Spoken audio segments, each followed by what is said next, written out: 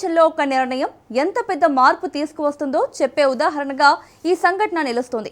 ఒక హీరో వదిలేసిన కథ మరొకరిని సూపర్ స్టార్గా నిలబెట్టడం అరుదైన విషయం కాదు.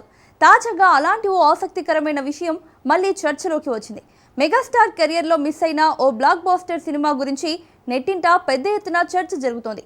అప్పట్లో తీసుకున్న నిర్ణయం వల్ల ఎలా ఒక భారీ హిట్ దూరమైందన్నది ఇప్పుడు అభిమానుల్లో ఆసక్తి రేపుతోంది. ఆ సినిమా కథ, రీమేక్ హక్కుల చర్చలు ఫైనల్గా ఎందుకు ఆగిపోయాయన్నది ఆసక్తికరంగా మారింది. సూపర్ స్టార్ గా రజనీకాంత్ ను మరో స్థాయికి తీసుకెళ్లిన బాషా సినిమా మొదట మెగాస్టార్ చిరంజీవి దగ్గరికి వెళ్లిందన్న వార్త ఇప్పుడు వైరల్ అవుతుంది. దర్శకుడు కథను వివరించగా చిరంజీవికి, నిర్మాత అల్లు అరవింద్ కి కథ బాగా నచ్చినట్లు సమాచారం. వెంటనే రీమేక్ హక్కుల కోసం చర్చలు ప్రారంభమైనప్పటికీ ఆర్థిక విషయాల్లో విభేదాలు తలెత్తాయి.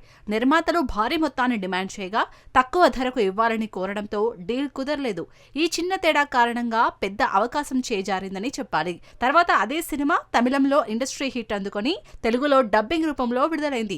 ఈ సంఘటన సినీ పరిశ్రమలో నిర్ణయాల ప్రాముఖ్యతను మరోసారి గుర్తు చేస్తోంది.